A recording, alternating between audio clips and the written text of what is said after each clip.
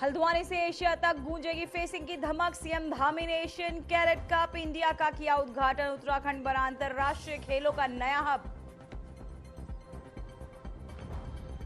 दिशा समिति की बैठक से विकास योजनाओं का रोड मैप तैयार। हर गांव तक सड़क, हर खेत तक सौर ऊर्जा संकल्प होगा पूरा। महिलाओं और युवाओं के लिए रोजगार। काठगोदाम में सीएम धामी ने की आपदा की समीक्षा बैठक। सीएम धामी ने विद्युत, पेयजल और मार्गों की स्थिति जानी। आपदा प्रभावित क्षेत्रों में राहत कार्यों की गति तेज करने के दिए निर्देश। पीएम मोदी के जन्मदिन पर सेवा पखवाड़ा। देहरादून में विशेष प्रदर्शनी का उद्घाटन। सीएम धामी ने नगर निगम में केंद्र सरकार योजनाओं की प्रदर्शनी का किया शुभारंभ। आपदा सेवा पखवाड़ा के तहत आम जनता तक पहुंचे जन कल्याणकारी योजनाएं। कई जिलों में भारी बारिश से जनजीवन हुआ अस्त व्यस्त। मोली में बादल फटने से तबाही। भूस्खलन से कई इलाकों में हाहाकार। मौसम विभाग ने 8 जिलों में जारी किया अलर्ट।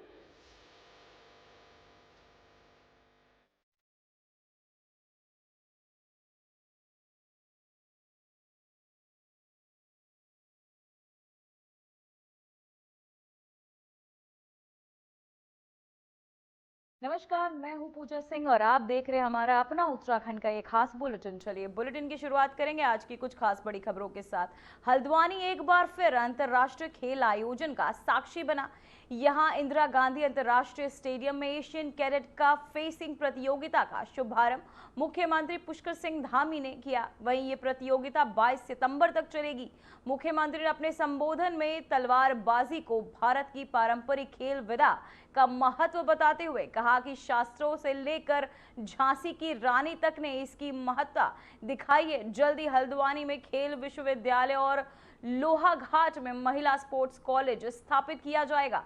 प्रतियोगिता में 17 देशों के 190 खिलाड़ी भाग ले रहे हैं, जिनमें 46 विदेशी और 144 भारतीय खिलाड़ी शामिल। आयोजन के लिए मुख्यमंत्री ने भारतीय फेसिंग संघ और खेल विभाग को शुभकामनाएं दी हैं।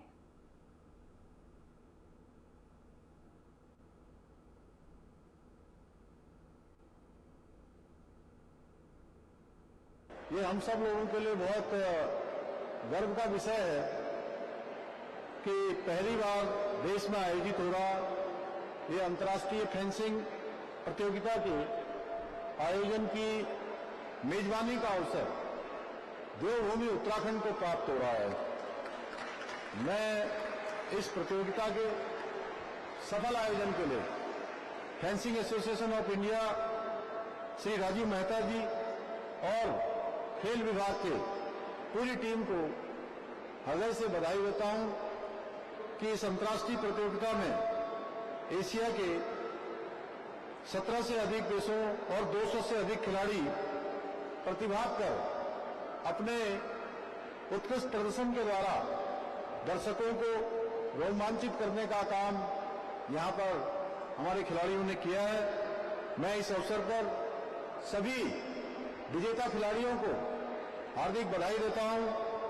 साथ ही आशा करता हूं कि जो खिलाड़ी जीत से कुछ कदम दूर रह गए हैं वो भी अपनी खेल क्षमताओं में सुधार लाने के लिए इसे एक अवसर के रूप में देखें। तलवारबाजी की कला मानव सभ्यता के आरंभ से ही अस्तित्व में रही है। प्राचीन भारत में शस्त्र और शास्त्र दोनों के ही ज्ञान की पूर्ण शिक्षा से माना जाता था और प्राचीन काल में शस्त्र शिक्षा, शस्त्र विद्या हमारी शिक्षा का अनिवार्य भाग हुआ करती थी। हमारे गुरुकुलों में युवाओं को वेद, पुराण और शास्त्रों का अध्ययन ही नहीं कराया जाता था, बल्कि आत्मरक्षा के लिए और समाज की रक्षा हेतु उन्हें तलवार चलाने, गदा एवं धनुष बाण चलाने और युद्ध कला का प्रशिक्षण भी दिया जाता था। प्रभु श्री राम और उनके अनुज भाइयों ने गुरुकुल में न केवल शास्त्रों का ज्ञान प्राप्त किया, बल्कि शास्त्रों के संचालन और युद्ध कला का भी कठिन प्रशिक्षण प्राप्त किया। वहीं महाभारत में कौरव और पांडव दोनों ने ही गुरुकुल में धर्म, नीति और धनु विद्या, गदा युद्ध, तलवारबाजी और विभिन्न युद्ध कलाओं का प्रशिक्षण प्राप्त किया। ऐसे ही हमारे इतिहास में यदि मैं बात करूं महाराणा प्रताप, छत्रपति शिवाजी महाराज, गुरु गोविंद सिंह जी, रणजीत सिंह जी, श्री झांसी की रानी लक्ष्मीबाई जैसे अनेक महान योद्धाओं का उल्लेख मिलता है जो तलवारबाजी में अद्वितीय कौशल, अनुपम वीरता के लिए सदैव स्मरण किए जाते हैं। परंतु आधुनिक भारत में फेंसिंग खेल की शुरुआत काफी देर से हुई। अन्य खेलों की तुलना में फेंसिंग को उतना प्रोत्साहन नहीं मिल पाया, लेकिन कुछ वर्षों में फेंसिंग ने तेजी से लोकप्रियता हासिल की है। अर्जुन अवार्ड से सम्मानित भवानी देवी के राष्ट्रमंडल खेलों और एशियाई खेलों में मेडल के बाद अब युवाओं का रुझान फेंसिंग की तरफ तेजी से बढ़ा है। आज हमारे युवा न केवल इस खेल में राष्ट्रीय स्तर पर उत्कृष्ट प्रदर्शन कर रहे हैं, बल्कि अंतर्राष्ट्रीय मंचों पर भी देश का नाम रोशन कर रहे हैं। आज जिस प्रकार शूटिंग, आर्चरी और जेवलिन थ्रो जैसा खेलों में पूरे विश्व में भारत का परचम लहराता है, मुझे विश्वास है आने वाले समय में फेंसिंग में भी हमारे युवा उत्कृष्ट प्रदर्शन करके हमारे देश का नाम रोशन करेंगे, एक कीर्तिमान स्थापित करेंगे। उत्तराखंड को देवभूमि के साथ साथ खेल भूमि के रूप में स्थापित करने का मार्ग भी प्रशस्त किया है। इन खेलों में उत्तराखंड के खिलाड़ियों ने 103 पदक प्राप्त किए और 7वां स्थान प्राप्त करके एक नया इतिहास बनाने का काम किया। हमने राज्य में 517 करोड़ रुपए की लागत से विश्व स्तरीय इंफ्रास्ट्रक्चर विकसित करने का प्रयास किया है। इसी का परिणाम है कि आज उत्तराखंड राष्ट्रीय नहीं बल्कि अंतर्राष्ट्रीय खेल प्रतियोगिताओं के आयोजन के लिए भी एक महत्वपूर्ण स्थान बन गया है, जिसका एक उदाहरण एशियन कैडेट कप भी है जो आप सबके मध्य में आयोजित हो रहा है। यही नहीं, हमारी सरकार राज्य में शीघ्र ही स्पोर्ट्स लेगेसी प्लान को भी लागू करने जा रही है, जिसके अंतर्गत प्रदेश के 8 शहरों में 23 खेल अकादमियों की स्थापना की जाएगी। हल्द्वानी में उत्तराखंड का पहला खेल विश्वविद्यालय और लोहाघाट में महिला स्पोर्ट्स कॉलेज स्थापित करने के अपने संकल्प को साकार करने की दिशा में तेजी से काम कर रही है। खेल विश्वविद्यालय की स्थापना के बाद खेल शिक्षा के क्षेत्र में अपनी एक अलग पहचान हमारे राज्य की बनेगी। हल्द्वानी में बढ़ती स्पोर्ट्स एक्टिविटी को देखते हुए यहाँ के कारोबारियों के भविष्य की दिशा में भी सोचना होगा। खिलाड़ियों और पर्यटकों की सुविधा के लिए यहाँ अच्छे और बड़े होटलों के निर्माण की भी आवश्यकता है। हम पंतनगर एयरपोर्ट के विस्तार की दिशा में भी कार्य कर रहे हैं।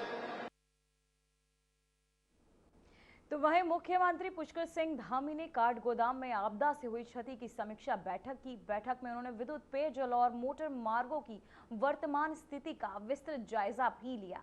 मुख्यमंत्री ने संबंधित विभागों को निर्देश दिए कि आपदा प्रभावित क्षेत्रों में तुरंत राहत और पुनर्द्वार कार्यों को तेज किया जाए। वहीं आपको बताते चले, जनता को जल्द से जल्द सामान्य जीवन की सुविधा मिल सके। उन्होंने कहा कि विद्युत और पेयजल आपूर्ति को जल्द बहाल करना प्राथमिकता होनी चाहिए। मोटर मार्गों की स्थिति की समीक्षा करते हुए मुख्यमंत्री ने कहा कि सड़क मार्गों को सुरक्षित और सुचारू बनाए रखना अत्यंत आवश्यक है, ताकि आपदा प्रभावित क्षेत्रों में आवागमन में किसी प्रकार की बाधा न हो।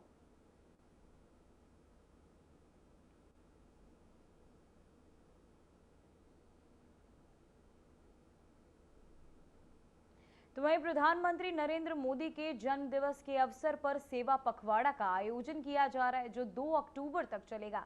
इस कड़ी में राजधानी देहरादून के नगर निगम में सेवा पखवाड़े को लेकर एक विशेष प्रदर्शनी का शुभारंभ हुआ, जिसमें मुख्यमंत्री पुष्कर सिंह धामी ने भी शिरकत की।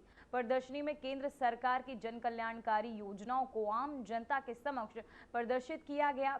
वहीं प्रदेश बीजेपी अध्यक्ष महेंद्र भट्ट ने बताया कि प्रदेश में वर्तमान में आपदा की स्थिति को ध्यान में रखते हुए सेवा पखवाड़े को अब आपदा सेवा पखवाड़े के रूप में मनाया जा रहा है। उनका कहना था कि इस प्रदर्शनी का मुख्य उद्देश्य केंद्रीय योजनाओं की जानकारी आम आदमी तक पहुंचाना और उन्हें इन योजनाओं का लाभ उठाने में मदद करना है।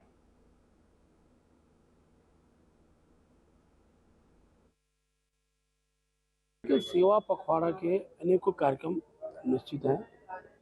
इसके तहत जहाँ हमने स्वच्छता के कार्यक्रम लिए, हमने कार्यक्रम की श्रृंखला में मोदी के जन्म दिवस के दिन हमने ब्लड डोनेशन के कैंप किए। आज भी वो कार्यक्रम अनेक स्थान पर चल रहे हैं।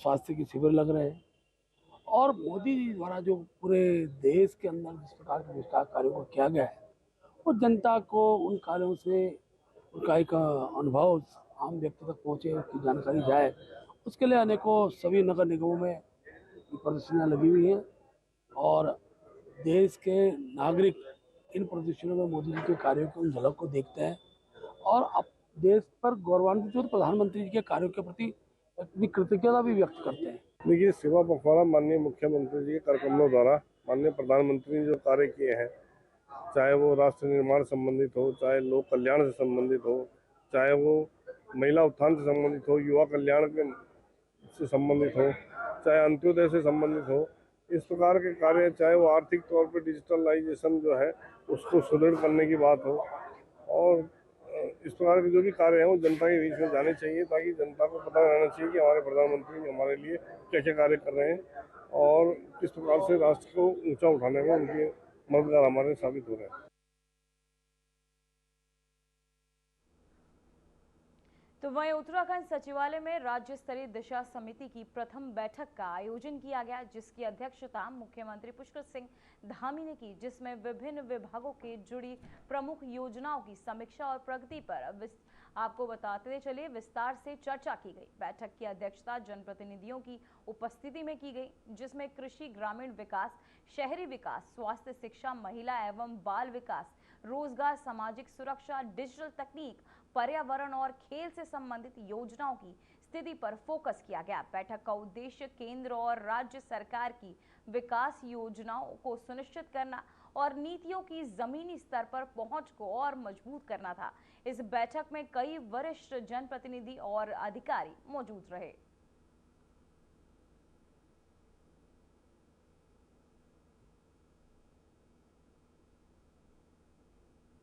वहीं उत्तराखंड की राजनीति और समाज सेवा से प्रेरक मेजर जनरल भुवन चंद्र खंडूरी की तबीयत का हाल जानने कैबिनेट मंत्री रेखा आर्य उनके वसंत विहार स्थित आवास पहुंची।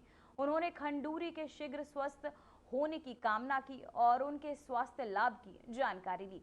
रेखा आर्या ने कहा कि आपको बताते चले कि मेजर जनरल खंडूरी हमेशा प्रदेश की और देश की राजनीति में प्रेरणा का स्रोत रहे हैं और ईश्वर से प्रार्थना की कि वे समाज को अपने अनुभवों से आगे भी मार्गदर्शन देते रहें।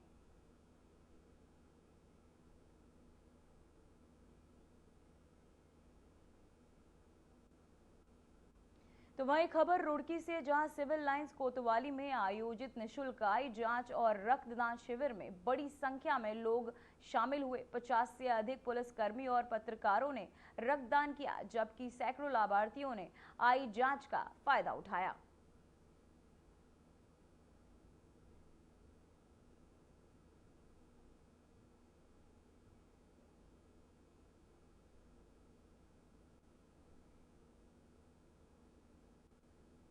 तो वहीं देहरादून से खुशहालपुर क्षेत्र से बड़ी खबर सामने आ रही, जहां आपको बता दें कि एसडीआरएफ टीम ने सर्चिंग अभियान के दौरान एक महिला का शव बरामद किया है। एसडीआरएफ टीम अपर उप निरीक्षक सुरेश तोमर के नेतृत्व में आपको बताते चले आसन नदी के परवल क्षेत्र में ट्रैक्टर पलटने की घटना में लापता व्यक्तियों की तलाश कर रही थी।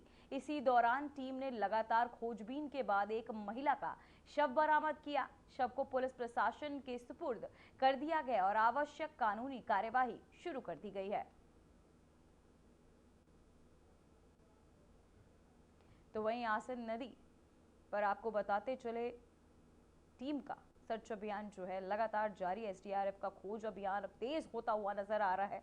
तो वहीं आपको बताते चले आसन नदी में पलटा ट्रैक्टर, जिसके चलते आपको बता दें एएसआई सुरेश ने नेतृत्व में ये आपको बताते चले खोजबीन जो है लगातार तेज चल रही है। वहीं आसन नदी में पलटा ट्रैक्टर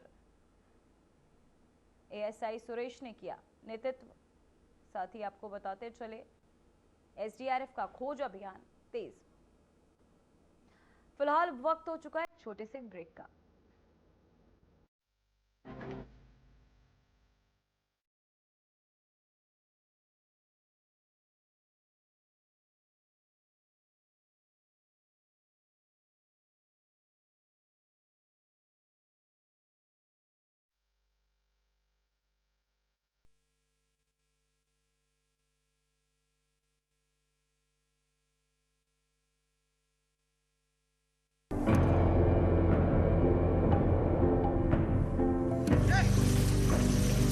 तभी पानी की कमी से सूखते उत्तराखंड के इन खेतों में अब लहलहा रही हैं फसलें। राज्य में सिंचाई की आधुनिक तकनीकी ने खोल दिए हैं किसानों के तरक्की के द्वार।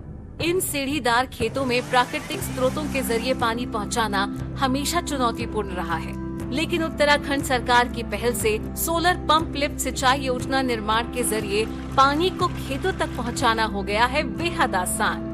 लघु सिंचाई परियोजना के तहत सिंचाई के लिए बने सोलर वाटर लिफ्टिंग सिस्टम व अलग अलग तकनीकी से बनाए गए पानी के टैंकों ने पहाड़ की खेती किसानी को दिए हैं नए आयाम। सिंचाई होने से किसान बंजर पड़े खेतों पर नकदी फसलें उगाकर कर रहे हैं लाखों की कमाई। सौर ऊर्जा से चलने वाले पंपिंग सिस्टम से किसानों की बिजली पर निर्भरता भी हो गई है खत्म। सरकार का किसानों की आय दोगुना करने का संकल्प हो रहा है पूरा। हमारे गांव में सोलर लिफ्टिंग पंपिंग योजना शुरू की गई, जहां पर हमारे समस्त गांववासी पुरानी खेती झंगोरा मंडवा और गेहूं मक्की उस पे निर्भर थे। आज इस सोलर पंप लगने से पूरे गांव में सिंचाई पर्याप्त रूप से हुई और हमने यहां पर नकदी फसलों का कार्य शुरू किया, जहां पर हमने शिमला मिर्च, बीन्स और टमाटर लगाने शुरू करे। जिन खेतों पे कुछ नहीं होता था, आज वहाँ पर नकदी फसलें बहुत अच्छी हो रही है और बहुत अच्छा दाम कमाया। पूरे गांव वालों को बहुत बड़ा फायदा मिला। अब तक सोलर पंप सिस्टम के तहत राज्य भर में 497 जियो और आरसीसी टैंकों का किया गया है निर्माण। स्थानीय संसाधनों के सतत प्रबंधन से उत्पादकता और ग्रामीण समुदाय की आय में वृद्धि करने के लिए प्रतिबद्ध है उत्तराखंड सरकार। सौर ऊर्जा से समृद्ध किसान, समृद्ध प्रदेश।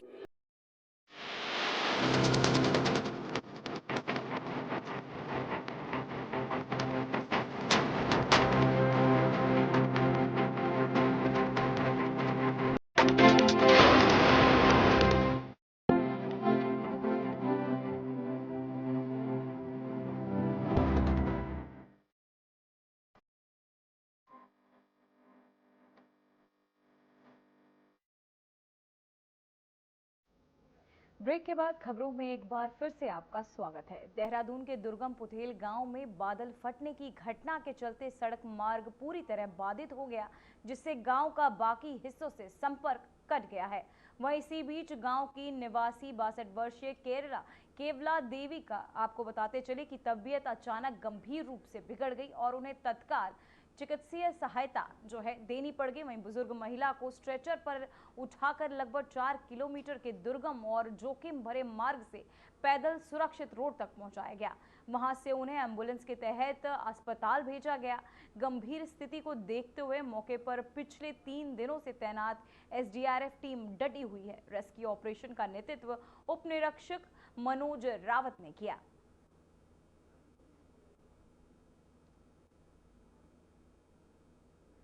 तो वहीं नंदानगर के कुंतरी गांव में भूस्खलन और आपदा स्थल पर रेस्क्यू अभियान जारी है।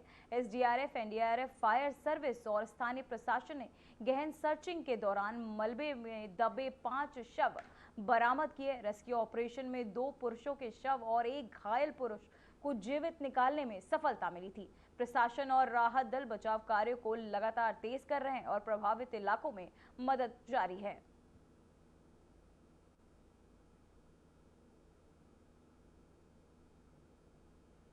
श्री बद्रीनाथ केदारनाथ मंदिर समिति के अध्यक्ष हेमंत द्विवेदी हरिद्वार के चंडी देवी मंदिर पहुंचे। इस दौरान पुलिस प्रशासन ने सुरक्षा व्यवस्था को लेकर कड़े इंतजाम किए। दौरे के दौरान मंदिरों की व्यवस्थाओं और आगामी धार्मिक अनुष्ठानों की समीक्षा बैठक भी आयोजित की जाएगी। ये दौरा धार्मिक आस्थाओं और श्रद्धालुओं की सुविधा को लेकर महत्वपूर्ण माना जा रहा है।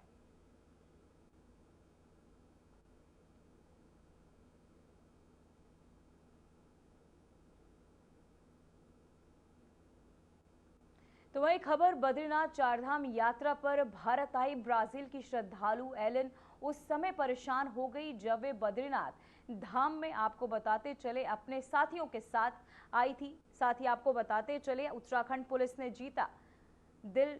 साथ ही आपको बता दें कि भाषा की बाधा ने स्थिति को उनके लिए और भी जटिल बना दिया था, लेकिन उत्तराखंड पुलिस ने एक बार फिर कर्मठ आरक्षी की तत्परता और तकनीक की मदद से इस संकट का समाधान निकाला।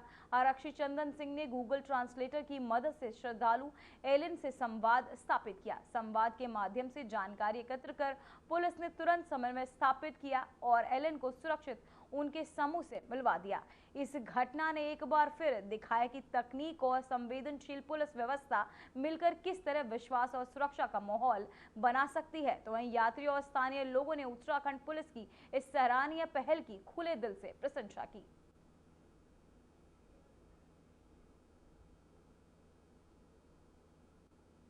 तो वहीं एसएसपी मणिकांत मिश्रा ने कुशल नेतृत्व में बाजपुर पुलिस ने एक बड़ी सफलता हासिल करते हुए कार चोरी के मामले का खुलासा किया है।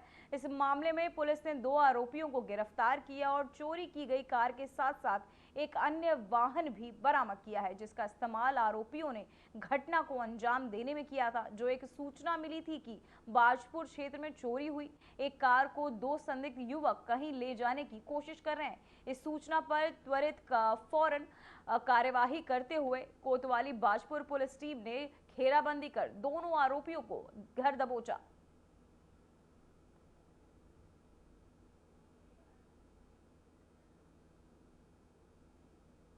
तो वहीं खबर मसूरी से, जहां लगातार बारिश और भूस्खलन के कारण बंद हुई देहरादून मसूरी रोड को 3 दिन की कड़ी मेहनत के बाद आखिरकार छोटे वाहनों के लिए खोल दिया गया है। सड़क और पुलों को हुए नुकसान के चलते ये मार्ग बीते दिनों से पुनः बंद था। जहां आपको बताते चले कि प्रशासन और लोक निर्माण विभाग की टीमों ने युद्ध स्तर पर मलबा हटाने और अस्थायी मरम्मत का काम किया। अब इस मार्ग पर यातायात फिर से सुचारू हो गया है।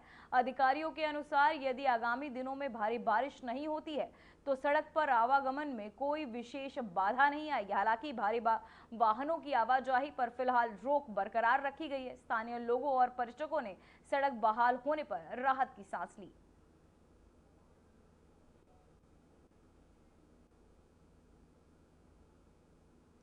वही खबर ऋषिकेश से है, जहां कोयल घाटी से त्रिवेणी घाट चौराहे तक सड़क की स्थिति बहाल है, जहां गड्ढों पर भरमार है और जहां आपको बताते चले इन गड्ढों के कारण राहगीर और वाहन चालकों को लगातार परेशानियां हो रही हैं और किसी भी समय हादसे का खतरा भी बना हुआ है।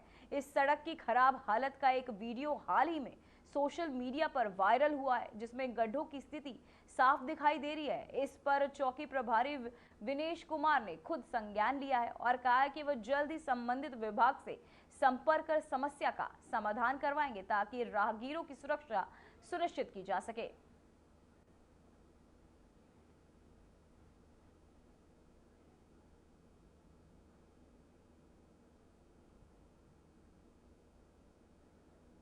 वही खबर चमोली से, जहां नंदनगर में भारी बारिश और भूस्खलन के कारण हुई भीषण आपदा के बीच राहत और बचाव कार्य दूसरे दिन भी जोरों पर है। इस आपदा में एक आपको बताते चले चमत्कारिक घटना जो है सामने आई है, जहां 16 घंटे तक मलबे में दबे रहने के बाद एक व्यक्ति को जिंदा निकाला गया।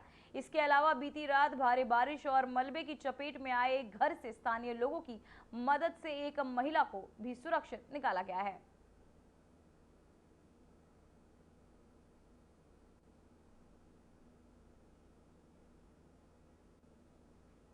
तो वहीं सोशल मीडिया पर वायरल हुए कटापत्थर मारपीट कांड में दून पुलिस ने एक बड़ी कार्यवाही करते हुए घटना में शामिल दूसरे फरार आरोपी को भी गिरफ्तार कर लिया है। ये गिरफ्तारी विकास नगर के लक्ष्मणपुर क्षेत्र की है, जहां आरोपी पुलिस की निगाहों से बचकर छिपा हुआ था। ये मामला तब सामने आया जब देहरादून के विकास नगर क्षेत्र में 2 युवकों के साथ हॉकी सिल्ट और लात घूसे से तालिबानी अंदाज में मारपीट का वीडियो तेजी से वायरल हो गया। वायरल वीडियो के सामने आते ही एसएसपी देहरादून के निर्देश पर पुलिस ने तत्काल कार्यवाही शुरू कर दी।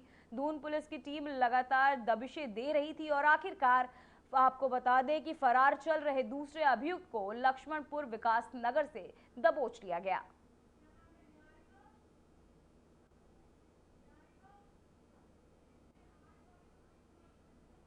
फिलहाल खबरों में बस इतना ही। मुझे दीजिए इजाजत। नमस्कार।